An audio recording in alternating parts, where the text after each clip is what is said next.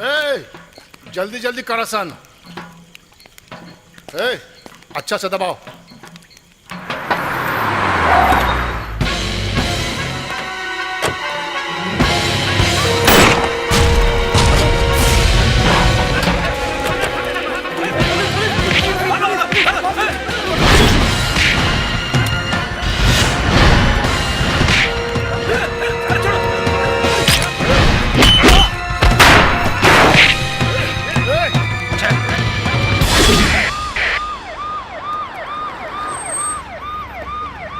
सर, यहाँ सब कुछ ठीक बा।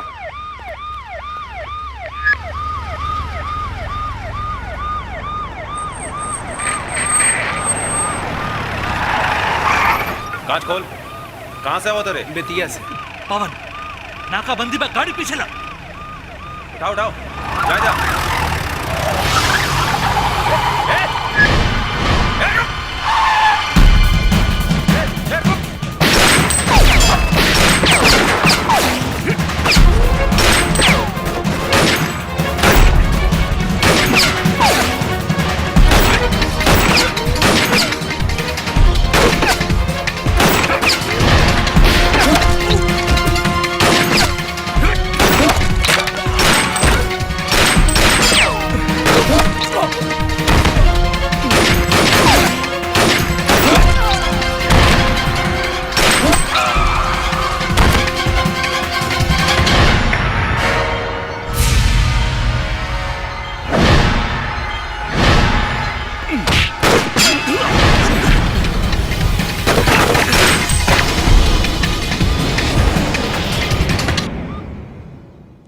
दिल तो हमार तू पहल के दिन जीत ले रहा, बाकी हमार भाई के जान बचा के तो हमके जीत लेला। ये एहसान हम कभी ना भूल पाई। आज से तो हर जगह हमारे दिल में बा। मुख्तार जी दादा साहब। आओ।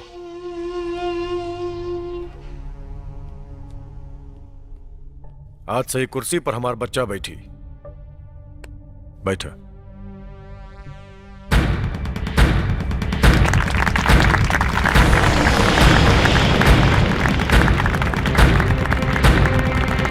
सूरज सर, आज से हम तोहरा के अपना स्पेशल टीम में शामिल करता नहीं। Thank you sir. काल होटल डायमंड में 10 करोड़ के हीरोइन के सौदा होखे वाला बा। और बेरा भौकाल और भुजंग के साथ हमार बच्चा पवन भी जाई।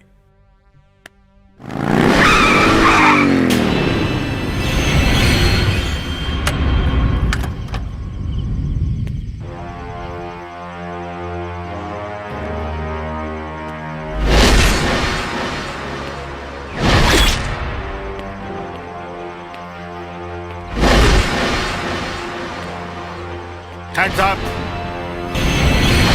हाथ ऊपर कर, हाथ ऊपर।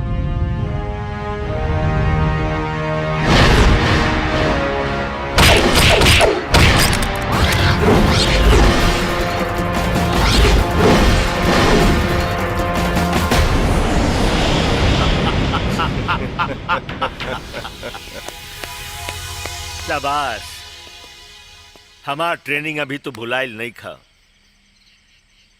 राव निशाना अगर तनिको चूक गई रही तो हमार कहानी खत्मे रहल। हमार निशाना अब ना चुकी। अच्छा, तू तो मलखान के खास आदमी बन गई होखवा। जब जब वो हत्यारा हमारा आंखी के सामने होला खान चाचा, मन तक करे लगी। ना बेटा ना, खाली मलखान के मरला से कुछो ना होई। ओकर सौंसे लंका जला के राख करे के पड़ी। सौंसे लंका। मुन्ना, माई,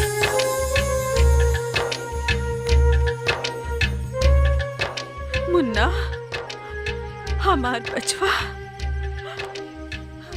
ठीक बड़ा न तू? हाँ माई, हाँ बिल्कुल ठीक बानी। सावित्री बहन, तुहार बेटा के प्रतिज्ञा बहुत जल्दी पूरा होके जा रहल बा। बहुत जल्दी।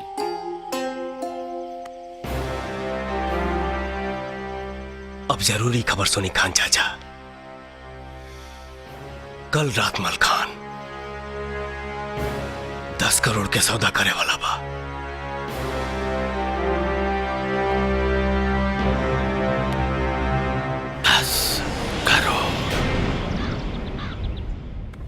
पुलिस के हर जवान सादा लिबास में रही, केहू के पता न चले कि होटल में पुलिस बा। डायमंड होटल, रात 9 बजे। यस सर।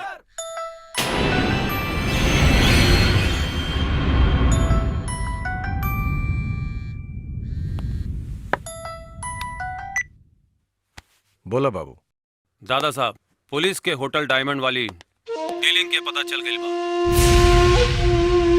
साला कौन मुखबिरी कैला सरे?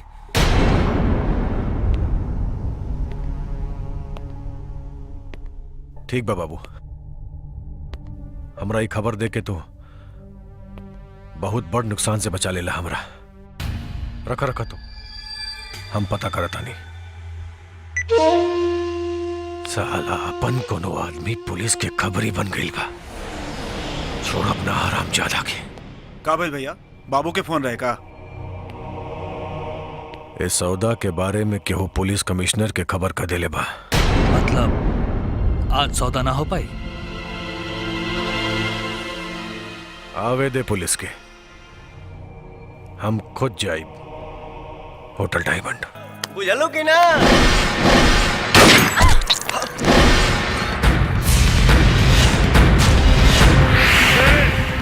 अरे क्या गोली चलो लाश? मिश्रा इनके हॉस्पिटल ले जाओ।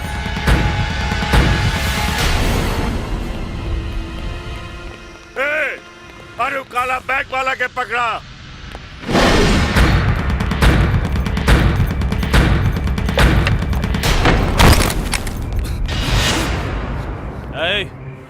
चलो बोल केकरा खातिर काम करेलिस? बोल ना तभी मार दे। नहीं बताई रे, बेवत मत मार गोली। आखिरी बार पूछा था, नहीं बोल। नहीं बताई, कुछ नहीं बताई। इंस्पेक्टर। यस सर। सूटकेस खोला।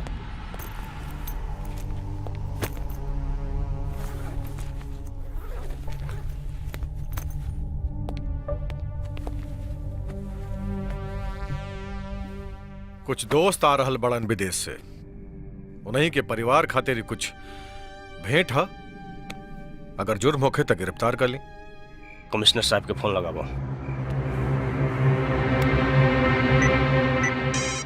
तार खबरी सही खबर नहीं के देता रखे। हेलो सर, जे होटल से भागल रहे आदमी वो पकड़ा गई बा। ठीक बा, ओकरा हमरा ऑफिस में लेके आवा। उ सब सच उगली।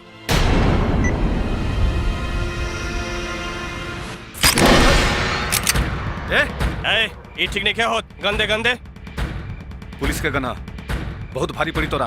तो हर आदमी 3 पैकेट हेरोइन के साथ पकड़ा गई बा। अब 2-3 पैकेट हीरोइन की स्मगलिंग दादा मलखान करी हैं।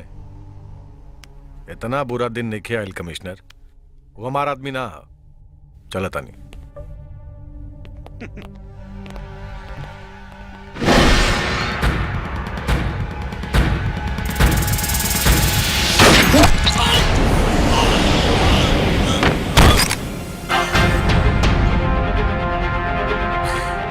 दरोगा जी, अगर सुअरी से ससुराल के पता पूछब ना तो उ पता ना बताई।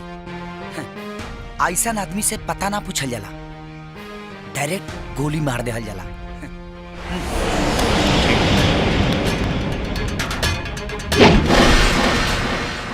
ये कैसे हो सकेला पवन बेटा? हमार टीम में खाली 5 आदमी बा, सब देशभक्त और ईमानदार। ओहो खान चाचा, तजौना सूटकेस में हीरोइन होके के चाहत रहे, ओ में साड़ी या सलवार कहां से आ गई? एगो आदमी 2-3 गो पैकेट के साथ पकड़ाइल तरह है, बाकी वो तो मरा गई। जगदीश रहे ओकर नाम, लेकिन इस सौदा 2-3 गो पैकेट के ना 10 करोड़ के रहे। आखिरी मिनट में मलखान अपन प्लान बदल दियालस। काहे? आपके टीम में केहू तबा जे मलखान के आदमी हा। या अल्लाह, अगर हमार टीम में कोनो गद्दार बा तो तोहार जान बहुत खतरा में बा बेटा। ओके पता चल जाए कि तू आजुओ पुलिस खातिर काम कर रहल बाड़ा। ऐसे पहले क्यों के असलियत पता चले और मलखान के बतावे, ओकर मुंह बंद करे के पड़ी खान चाचा। हम अच्छा बाद में फोन करब। अच्छा, हमरा के देख के फोन काट देहनी। कोनो दूसर लड़की रहेगा? तोहरा से फुर्सत मिली तब ना दूसरा के बारे में सोचब। पहले हम हॉस्पिटल गई रही। ओजा जब हम गनी तो हमके पता चलल कि ओजा से चल गई बाड़ू घरे। गोली यहाँ से छू के निकल गई रहे, ऐसे हमार ख्याल कैसे आ गई आपके? तू मोहिनी हमार जान बचीले बाड़ू। तू हमके खिंचले ना रहतू तो गोली हमरा लागित।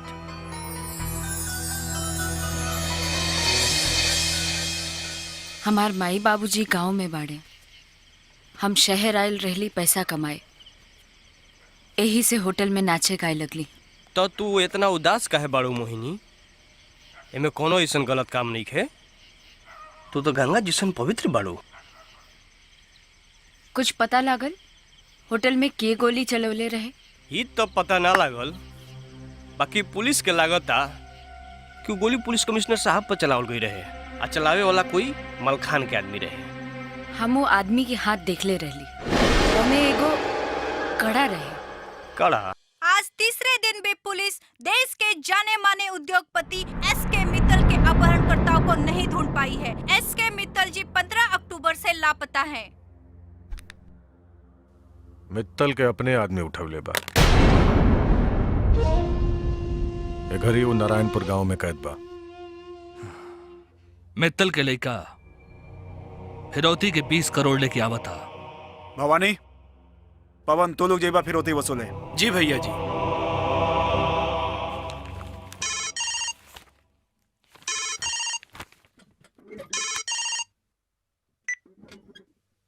हेलो,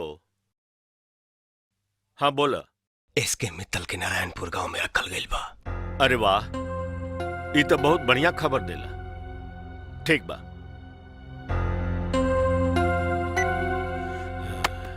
मित्तल साहब के पता चल गई बा। उनका अपहरण मलखान गिरोह कैले बा।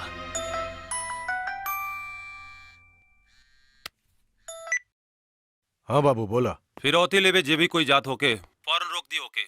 पुलिस के केहू खबर दे देले बा। आपका भाई भैया वो हरामजादा खबरी फिर से पुलिस के खबर का देले बा। समझ में नहीं की आवत। कौन है गद्दार साला? हमारा घर में खबरी भेजे के सजा कमिश्नरवा के भोगे की पड़ी। अकाल जी भैया।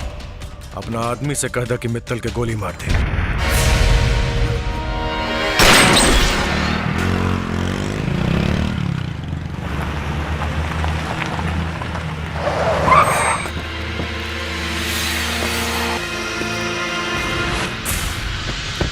ए बाबू बच्चा हमार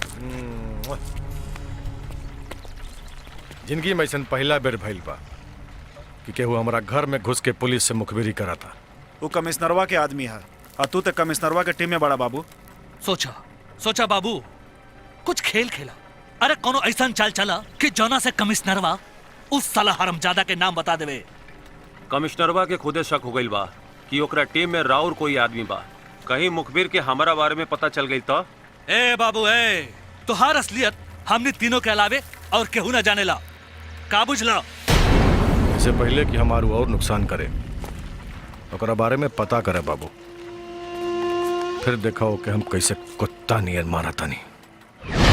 हम तो कहता नहीं मलखान दादा, अब्बे के अब्बे सब के हिजा बुलावल जाए।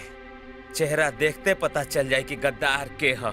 मुख्तार वो मुखबिर है, जान जाई तो कोनो भारी नुकसान करके गायब हो जाई हमेशा खातिर। कमाल के बात करता रहा यार। पूरा घर में आग लग जाई तब का कुआं खोनाई।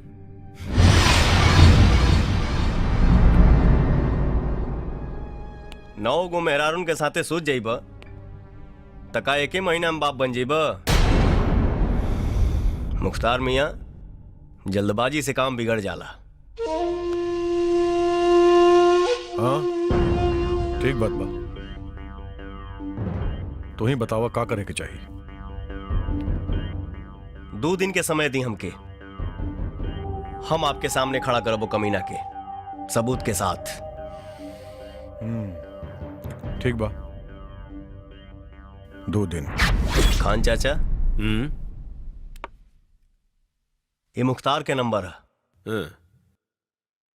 हर 1-2 घंटा पे रुआ एकरा से बतियावल करें, देर देर तक, कुछ भी फालतू के बात।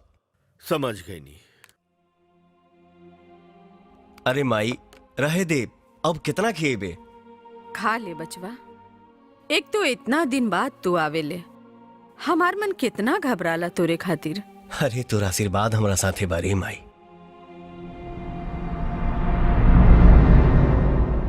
जब तक हमार प्रतिज्ञा पूरा ना हुई तब तक हमके कुछ नहीं हो सकत। बाकी हम अपना टीम में छुपल गद्दार के ढूंढी कैसे, समझ में नहीं गया आवत। ओकरो रास्ता हम खोज ले बानी खान चाचा। बोला बेटा।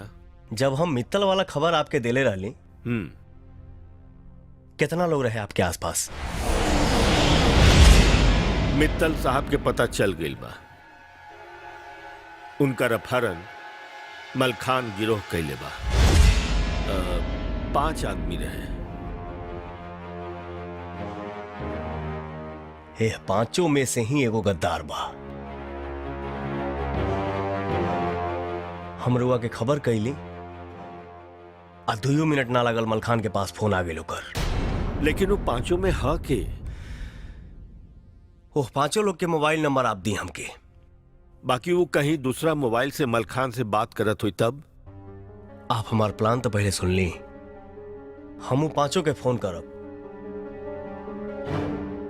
आ कहब कि मलखान कमिश्नर साहब के गाड़ी में बम लगौले बा। फौरन कमिश्नर साहब के फोन करा। Good idea. Hello hello hello hello hello. Malkhan commissioner के गाड़ी में बम रखौले बा, फौरन कमिश्नर खान के खबर करा। तोहार तरकीब तक काम आ गई। धाए धाए 4 फोन आ गई। हाँ 5वां फोन ना, 5वां फोन तो ना आई। वह आदमी गद्दार है। हाँ वो तो ठीक बा, बाकी इतना जल्दी यकीन करल हमरा विचार से ठीक ना हुई। यकीन होई खान चाचा, कहे कि ओके अब हम पकड़ब।